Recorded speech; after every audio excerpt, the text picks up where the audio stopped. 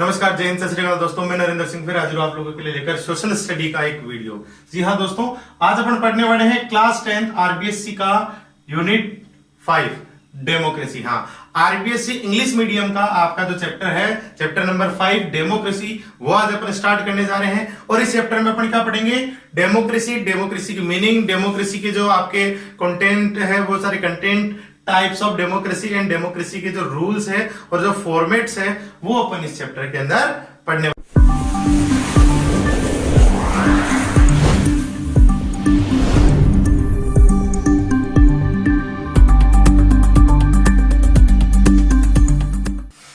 तो दोस्तों देखते हैं अपना आज का चैप्टर स्टार्ट करते हैं। Democracy chapter number 5 class 10 RBSC English medium का जो चैप्टर है वो स्टार्ट करें अपन। इसमें देखते हैं अपन मीनिंग ऑफ डेमोक्रेसी। डेमोक्रेसी जो है, डेमोक्रेसी को आपको बेसिकली हिंदी वर्ड के अंदर लोकतंत्र जो है वो कहा जाता है। इसके और दूसरे नाम भी हैं, जैसे आपके प्रजातंत्र है, जनतंत्र, इन वर्ड से भी इनको बोला जाता है। बेसिकली जो डेमोक्रेसी है वो आपकी ग्रीक लैंग्वेज, उसके दो वर्ड है, डेमोस और क्रेटिया। इन दो वर्ड से मिलकर बना है। इन दोनों वर्ड्स का आपका है, डेमोस का मतलब होता है आपके, वैसे डेमोस का मतलब होता है गैदरिंग, ठीक है, लेकिन यहां अपन देखेंगे डेमोस का वर्ड आपका होता है पब्लिक और क्रेटिया का मतलब होता है पावर। तो आप देखेंगे कि इन दोनों वर्ड के अनुसार डेमोक्रेसी की आपकी जो मीनिंग हो गई, डेफिनेशन वो हो गई पावर ऑफ पब्लिक, यानी जनता का जो है पावर, जनता की शक्ति। तो ये हुआ दोस्तों अपना डेमोक्रेसी की मीनिंग। अब देखते हैं अपन वेरियस फॉर्म ऑफ डेमोक्रेसी। अब डेमोक्रेसी की कुछ फॉर्म्स है जिनके बारे में पढ़ते हैं कि इन तरीके से अपन जो है डेमोक्रेसी को जो है डिवाइड कर सकते हैं। दोस्तों डेमोक्रेसी की फोर फॉर्म्स है: political democracy, social democracy, economic democracy और मोरल डेमोक्रेसी। अब आप स्टार्ट करते हैं पॉलिटिकल डेमोक्रेसी। जो पॉलिटिकल डेमोक्रेसी है, इसमें क्या होता है, जितनी भी पॉलिटिकल पार्टी से रिलेटेड आपका जो है कॉन्स्टिट्यूशन, उससे रिलेटेड जो भी पॉलिटिकल जो वर्क है, ठीक है, उन वर्क के अंदर जो भी पॉलिटिकल वर्क्स है आपके, उन वर्क के अंदर इक्वलिटी हो, वो जो पार्ट है वो प्ले करता है पॉलिटिकल डेमोक्रेसी का। और इसको अपन शॉर्ट में नहीं पढ़ सकते, इसको अपन थोड़ा लॉन्ग वे में पढ़ेंगे और नेक्स्ट पार्ट में अपन इसको समझने की कोशिश करेंगे। देखते हैं सेकंड अपना सोशल डेमोक्रेसी। सोशल डेमोक्रेसी को समझो, सोशल मतलब अपनी जो सोसाइटी है, वो अपनी जो कम्युनिटी है, उस कम्युनिटी के अंदर किसी प्रकार की कोई गैप नहीं हो, ठीक है, चाहे अपनी कास्ट क्या है, अपना जो है कलर कैसा है, ठीक है, अपनी लिविंग जो है फॉर्मेशन वो कैसी है, उन सबको साइड में रख के अगर अपन सबके अंदर इक्वलिटी रखें तो वो इक्वलिटी जो है वो ही जो कहलाती है आपकी सोशल डेमोक्रेसी। देन आपकी जो है इकोनॉमिकल डेमोक्रेसी क्या कहती है? इकोनॉमिकल डेमोक्रेसी आप कहती है कि आपके से जो है आपके पास अमाउंट जो है अच्छा है, या आपका जो है सैलरी है वो कम है, आपकी जो लिविंग जो है वो कैसी है, आप गरीबी का जीवन जी रहे हैं, पैसे वाले का जीवन जी रहे हैं, वो सारी चीजों को साइड में रख के आप जो है फर्स्ट अपॉर्चुनिटी आपके पास क्या है कि यू आर एन इंडियन, ये आपके पास अपॉर्चुनिटी है, ये कहलाती है इकोनॉमिकल डेमोक्रेसी। देन आपकी moral democracy. Moral democracy in सारों का जो है निचोड़, इन सारों का जूस है। ये क्या कहती है? ये आपकी एक चीज इसमें आती है, वो आप समझो, ये है आपका इसका मेन चीज, ठीक है, ब्रदरहुड। आपका जो मोरल डेमोक्रेसी ये आपको है इंक्रीज करती है ब्रदरहुड के बारे में, कि आपके जो कम्युनिटी है, आपकी जो कंट्री है, आपका जो स्टेट है, उसके अंदर आज जितनी भी पीपल है, उसके अंदर आपके जितने भी नेबर्स है, तो जितने भी आपके जो वर्कर्स है, आपके हेल्पर्स है, आपके फैमिलियर्स है, उन सबके बीच में आपके कैसा होना चाहिए, आपके जो फ्रेंड्स उन सबके बीच में क्या होना चाहिए? ब्रदरहुड की जो थिंकिंग है वो आपके अंदर जो है इंक्रीज है होनी चाहिए। तो ये दोस्तों है आपके पॉलिटिकल जो है उसकी फॉर्म्स, ठीक है, ये आपकी डेमोक्रेसी की forms: political democracy, social democracy, economical democracy. और अब देखते हैं दोस्तों अपने various theories and concept of democracy, यानी जो डेमोक्रेसी है उससे रिलेटेड कौन कौन से थ्योरीज एंड कौन कौन से कॉन्सेप्ट है जो इस वर्ड के अंदर जो है पॉपुलर है, उन कॉन्सेप्ट और उन थ्योरीज के बारे में पढ़ते हैं। उन कॉन्सेप्ट और थ्योरीज को इन टोटल जो है 5 टाइप्स में उनको डिवाइड किया जाता है। देखते हैं the traditional liberal theory and concept of democracy, second है the pluralist theory and concept of democracy, third है the elitist theory and concept of democracy, the fourth है the Marxist theory and concept of democracy, and the last है the socialist theory and concept of democracy. Number 1 देखते हैं अपना the traditional liberal theory, ठीक है, ये जो theory है ये आपको होल वर्ल्ड में जहां पे भी 8% में जो भी अपनी जैसे इंडिया है, ठीक है, जहां आपके ठीक है, जो भी है वहां पे आपको जो इंडिया है, अपने इंडिया में के अंदर यही जो थ्योरी है आपके ट्रेडिशनल लिबरल थ्योरी है, यही है जो थ्योरी जो है आपके अपने इंडिया के अंदर है। अब देखते हैं इस थ्योरी का जो है क्या बेस है, क्या इसके अंदर है। ठीक है, इसका आपने सबसे पहले मैं आपको एक डेफिनेशन बता देता हूं जो आपके जो है अब्राहम लिंकन है, तो लिंकन ने एक डेफिनेशन दी थी। क्या कहा था कि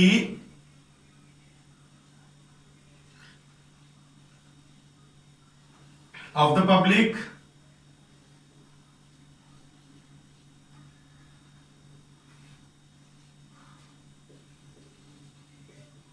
for the public and by the public।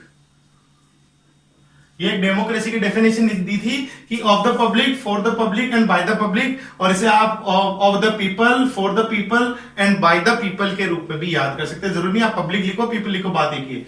Hindi में अगर इसको पढ़े तो कहा जाता है कि जनता का, जनता के लिए, और जनता के द्वारा किया गया जो शासन है वो आपका डेमोक्रेसी कहलाता है। ये डेमोक्रेसी की जो है आपकी वो हुई। उसके बाद अपन सबसे पहले चलते हैं द ट्रेडिशनल लिबरल थ्योरी और कॉन्सेप्ट। ये ट्रेडिशनल लिबरल थ्योरी और कॉन्सेप्ट क्या कहती है कि जो इंडिया मतलब जैसे अपने इंडिया जो भी उस कंट्री है, उस कंट्री के जो जितने भी जो है आपके जो पब्लिक है वो सारी पब्लिक जो है इन्वॉल्व होती है। वो या तो खुद जो है वहां पे जो है रूल करती है, या फिर उसके जो रिप्रेजेंटेटिव है वो वहां पे रूल करते हैं। ठीक है, या जो उनकी गवर्नमेंट है वो पब्लिक के द्वारा चली जाती है, पब्लिक के जो रिप्रेजेंटेटिव होती है वो गवर्नमेंट को मिलकर चलाते हैं। तो वो आपका होगा traditional liberal theory and concept. Second number देखते हैं the pluralist theory and concept. ये क्या कहता है कि जो प्लूरलिस्ट यानी आपका एक विशेष वर्ग, एक कम्युनिटी, ठीक है, एक कम्युनिटी विशेष जो है वो इसको मिलकर अगर किसी डेमोक्रेसी की को गवर्नमेंट है उसको चलाती है तो आपके प्लूरलिस्ट थ्योरी वहां पे होती है। The elitist theory and concept of democracy.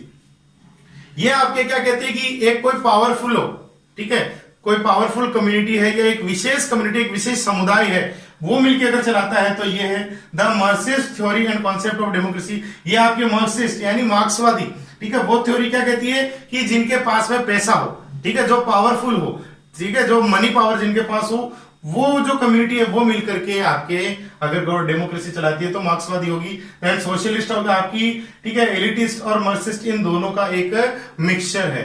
तो ये हो गए दोस्तों आपके जो डेमोक्रेसी है उसकी कॉन्सेप्ट और उनकी जो थ्योरीज है वो, उनके अंदर जो मेन थ्योरीज है द ट्रेडिशनल लिबरल थ्योरीज, उनको अपन एक बार समझ लेते हैं। वो क्या कहती है? वो ये कहती है कि यहाँ की जो जनता का जो उनका पावर है वो यहाँ की पब्लिक के अंदर होता है, ठीक है, पब्लिक अपने रिप्रेजेंटेटिव जो है उनको इलेक्ट करती है, देन इलेक्ट करने के बाद वो उनकी पार्लियामेंट होती है या उनकी जो, ठीक है, अपने जो भी उनकी विधानसभा होती है, विधान परिषद होती है, लोकसभा, राज्यसभा जो भी होती है, उनके अंदर वो बैठते हैं और उनके अंदर जो भी लॉज वगैरह जो, ठीक है, उनको एडजस्ट करना है, उसके अंदर कुछ नया बनाना है या फिर उसके अंदर कुछ कम ज्यादा करना है, तो वो सारे काम ये करती है। जो भी डेवलपमेंट की जो वर्क है, जो प्लानिंग्स है, वो सारी बैठ करके जो है वो रिप्रेजेंटेटिव करते हैं, और अगर वो गलत हो तो जनता उनका विरोध करती है, और अगर सही हो तो वो जनता उनको एक्सेप्ट, जो पब्लिक है उनको एक्सेप्ट करती है। तो वो जो थ्योरी है वो आपकी कहलाती है the traditional liberal theory and concept of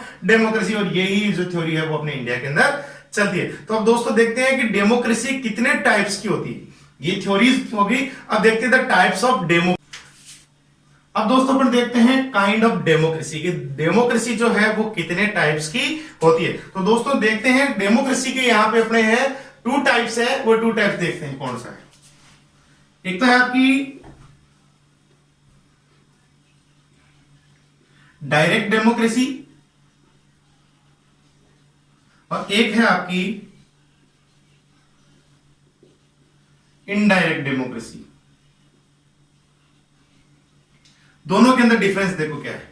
number 1 direct और दूसरा इनडायरेक्ट। दोनों वर्ड अगर आप पढ़ रहे हो तो दोनों वर्ड से आपको समझ में आ रहा है। डायरेक्ट का मतलब जहां पे जो पब्लिक का जो पावर है,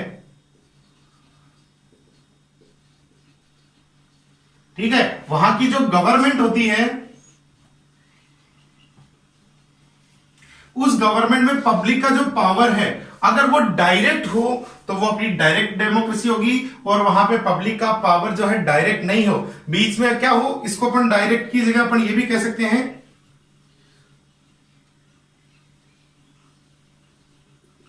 रिप्रेजेंटेटिव डेमोक्रेसी भी कह सकते हैं, जो अपने इंडिया के अंदर है।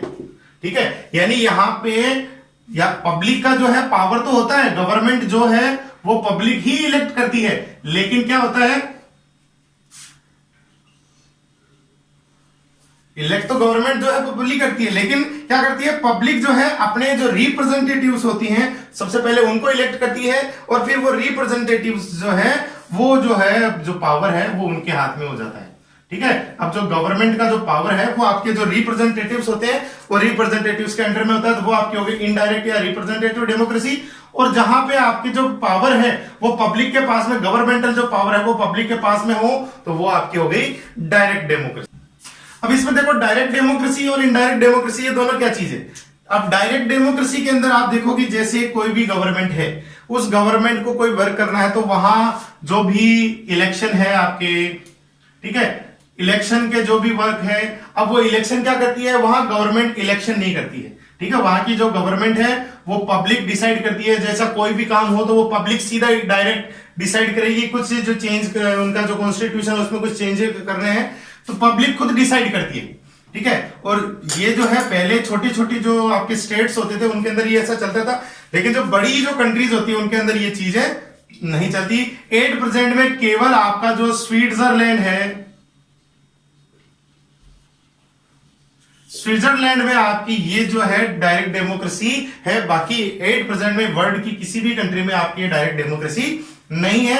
अब जो इनडायरेक्ट डेमोक्रेसी है वो आपकी इंडिया के अंदर है, और आप सब लोगों को पता है होता क्या है, पावर जो है वो पब्लिक के हाथ में ही होता है, लेकिन वो क्या करती है, पब्लिक जो है अपने रिप्रेजेंटेटिव्स होती है उनको इलेक्ट करती है, और देन इलेक्ट करने के बाद उनसे वो गवर्नमेंट बनाती है। इसमें कुछ पार्टीज होती है, वो पार्टीज अपने रिप्रेजेंटेटिव्स है पब्लिक के सामने, ठीक है, इलेक्शन में खड़े करते हैं, फिर इलेक्शन जो पब्लिक है इलेक्शन में उनको इलेक्ट करती है, देन वो गवर्नमेंट बनाते हैं, और वो पावर है उनके पास में आता है, लेकिन वो पावर वो पब्लिक के अगेंस्ट जो है यूज नहीं कर सकते, अकॉर्डिंग टू पब्लिक ही उन पावर का उन्हें यूज करना होता है। वो आपकी हो गई रिप्रेजेंटेटिव।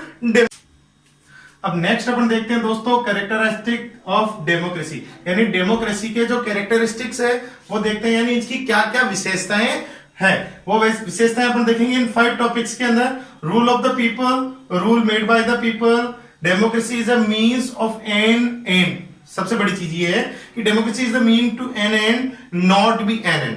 ठीक है, rule accountable to the people, democracy is a developing government, और सेकंड सबसे बड़ी चीज ये है कि कोई भी जो गवर्नमेंट है वो अगर डेवलपिंग गवर्नमेंट होती है तो उसमें कुछ कमी या कुछ जो टॉपिक्स अगर क्लियर नहीं होते तो उनको क्लियरिफिकेशन यहाँ पे अच्छी तरीके से हो जाता है, या कुछ अच्छी चीज नहीं तो उसमें अपन चेंजेस भी कर सकते हैं। तो स्टार्ट करते हैं दोस्तों रूल ऑफ द पीपल, इसकी जो कैरेक्टरिस्टिक नंबर 1 है वो देखते हैं, रूल ऑफ द पीपल। बिल्कुल सही बात है, जो डेमोक्रेसी होती है उसमें जो रूल है वो जो पावर है वो पब्लिक के हाथ में होता है, और पब्लिक ही रूल करती है, अगर डायरेक्टली नहीं करती इनडायरेक्टली करती है। डायरेक्टली आपको बताया कि केवल एक स्विट्जरलैंड ऐसी जगह है जहां पे डायरेक्टली होती है, बाकी जो है इनडायरेक्टली अपने इंडिया के अंदर इनडायरेक्टली होती है, अपने रिप्रेजेंटेटिव्स होती हैं उनको इलेक्ट करती है, और रिप्रेजेंटेटिव जो है यहाँ पे जो है गवर्नमेंट का जो है गवर्नमेंट बनाते हैं। सेकंड है rule made by the people. ठीक है, अब यहाँ जो शासन है, रूल यानी होता है हिंदी में शासन, जो रूल है वो पब्लिक के द्वारा किया जाता है। ठीक है, शासन का निर्माण पब्लिक करती है, यानी इलेक्शन के द्वारा। ठीक है, जो पब्लिक है elected her representative for government and make the governmental जो है बॉडी, जस्ट लाइक अपने जो है एमपीज, एमएलएज, ठीक है, आपके जो भी सरपंच वगैरह होते हैं, या फिर आपके जो सीआर होते हैं, डीआर होते हैं, आपका प्राइम मिनिस्टर्स हैं, ये सारी चीजें जो है गवर्नमेंट जो है वो जो पार्ट है गवर्नमेंट की उन सबको ये है इलेक्ट करती है। थर्ड अपन देखते हैं democracy is a mean to an end not be an end, यानी अगर आप किसी चीज को साध रहे हो, ठीक है, किसी चीज को कोई वर्क कर रहे हो, तो उस वर्क करने का जो मीडियम है वो डेमोक्रेसी है, न कि आप वो वर्क ही उसको डेमोक्रेसी बना लो। यानी कुछ अपनी जो पब्लिक है उस पब्लिक के अकॉर्डिंग कुछ वर्क अगर करे तो वो डेमोक्रेसी है, न कि आप पब्लिक के ऊपर ही उनको जबरदस्ती थोपो। फोर्थ नंबर देखते हैं rule accountable for the people, यानी जनता के जो है लिए अगर जैसे पब्लिक की जो है कुछ जो प्रॉब्लम्स होती है या फिर जो उनके लिए उत्तरदायी हो, ठीक है, रेस्पॉन्सिबल हो पब्लिक के लिए, ठीक है, वो गवर्नमेंट डेमोक्रेसी कहलाती है। लास्ट है democracy is the developing government, ये यानी डेवलपिंग गवर्नमेंट यानी अपने डेमोक्रेसी में, ठीक है, अपनी जो लॉज है उनमें कोई तकलीफ है, या अपनी जो रिलीजन्स है उनमें कुछ गलत चीज हो रही है, या अपनी कम्युनिटी के अंदर कोई जो है कुछ गलत चीज हो रही है, तो उन सारी चीजों के जो है उन जो कमियों को अपन डेवलप करते हैं, उनमें ग्रो करते हैं, ठीक है, उनमें जो है एडजस्टमेंट करते हैं, वो सारी चीजें हैं डेवलपिंग गवर्नमेंट जो है वो डेमोक्रेसी का एक जो है कैरेक्टरिस्टिक्स। तो ये हुई दोस्तों आपकी डेमोक्रेसी से रिलेटेड कुछ जो टॉपिक्स है उनके बारे में। तो आई होप दोस्तों वीडियो आपको अच्छा लगा होगा। अगर अभी तक आपने चैनल को सब्सक्राइब नहीं किया तो सब्सक्राइब कर दे, इसे लाइक करें, कमेंट करें और अपने दोस्तों के साथ इसको शेयर जरूर करते हैं। मिलते हैं अगले वीडियो के साथ। जय हिंद, जय भारत।